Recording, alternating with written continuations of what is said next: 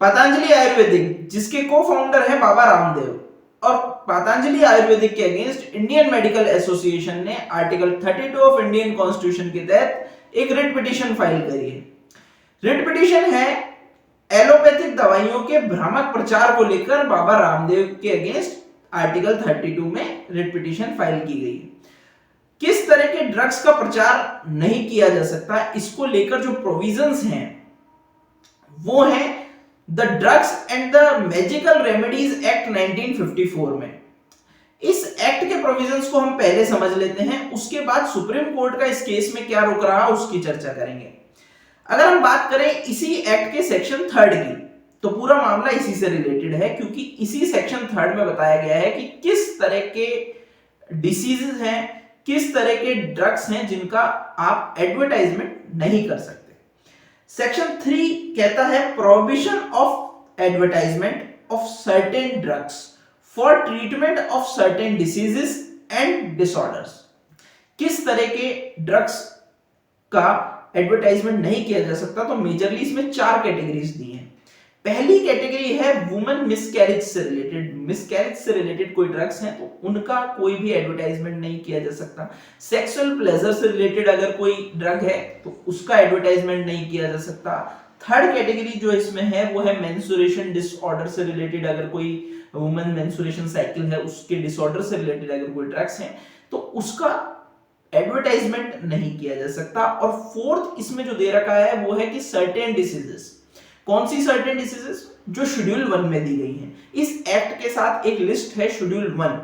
उस शेड्यूल 1 में कुछ डिसीजेस बताई गई हैं, उनका उन डिसीज से रिलेटेड जितने भी ड्रग्स हैं उनका कोई एडवर्टाइजमेंट आप नहीं कर सकते कि इस ड्रग्स को या हमारे दवाई लेने से ये बीमारी ठीक हो जाएगी। अगर हम शेड्यूल 1 की बात करें तो उसमें बहुत सारी बीमारियां हैं, लाइक कैंसर है, इसके अलावा अगर हम बात करें ट्यूबरकुलोसिस है, नंबर 9 पे है डायबिटीज। और अब आपकी स्क्रीन पे जो एक एड आ रहा है वो डायबिटीज से रिलेटेड एड है और बाबा रामदेव की दवाई है।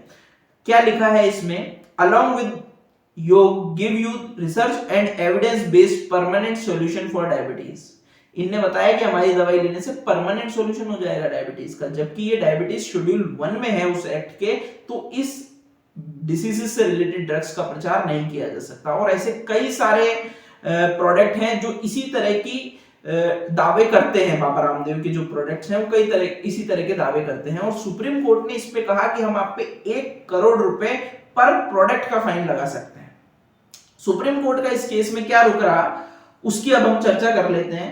तो सुप्रीम कोर्ट में जब रिट पिटीशन आई तो रिट पिटीशन की सुनवाई कर रहे थे 2 जजों की बेंच, असीनुद्दीन अमानुल्लाह और सेकंड जज थे इसमें प्रशांत कुमार मिश्रा। इसमें additional solicitor general K M. Natraj जो कि यूनियन ऑफ इंडिया की तरफ से पेश हुए और इसमें पतंजलि आयुर्वेदिक की तरफ से सीनियर एडवोकेट सजन पोवा पेश हुए हैं। तो अब सुप्रीम कोर्ट में जस्टिस प्रशांत मिश्रा और असीनुद्दीन अमानुल्लाह की जब बेंच ने सुनवाई करी तो उन्होंने कैजुअल स्टेटमेंट कहा, इस प्रकार था कि mister Natarajan, this has stopped, even I see on the television cure, this has to stop. What do you propose? It is clear cut, no ifs and buts.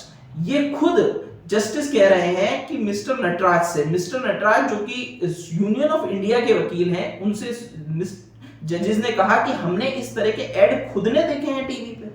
जब हमने खुद ने इस तरह के एड टीवी पे देखे हैं तो इस बात से कैसे इनकार किया जा सकता है और आप इसके लिए क्या रेमेडी प्रपोज कर रहे हैं? तो इस पे जो एडिशनल सॉलिसिटर जनरल थे यूनियन ऑफ इंडिया के, वो कह रहे हैं we would not take it as an adverse litigation.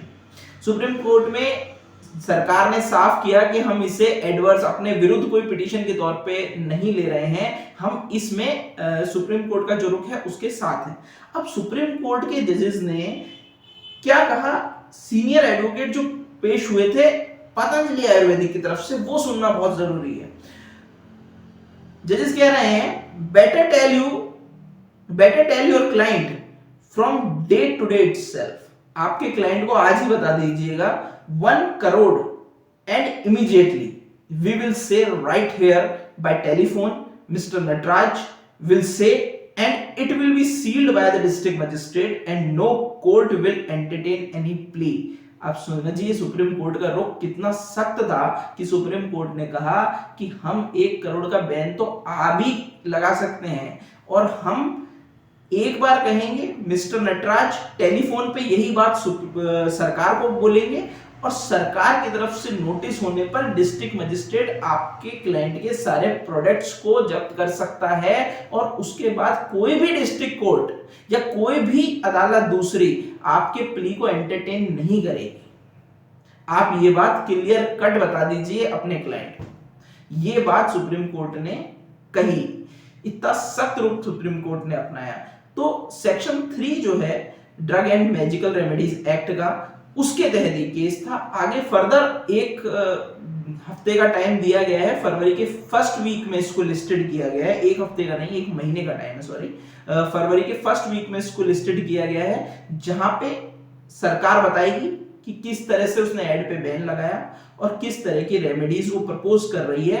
और साथ में सुप्रीम कोर्ट ने इसमें ये चीज भी इंक्लूड करी कि पतंजलि आयुर्वेदिक केवल टेस्ट केस है, बाकी ये जनरलाइज फॉर्म में हर तरह की कंपनीज पे अप्लाई होता है जहां पे ऐसे एलोपैथिक दवाइयां के अगेंस्ट कुछ बोला जा रहा है या फिर जो शेड्यूल 1 की डिसीजेज हैं उनको परमानेंटली ठीक करने से रिलेटेड एड चलाया जा रहा है। Thank you, see you soon.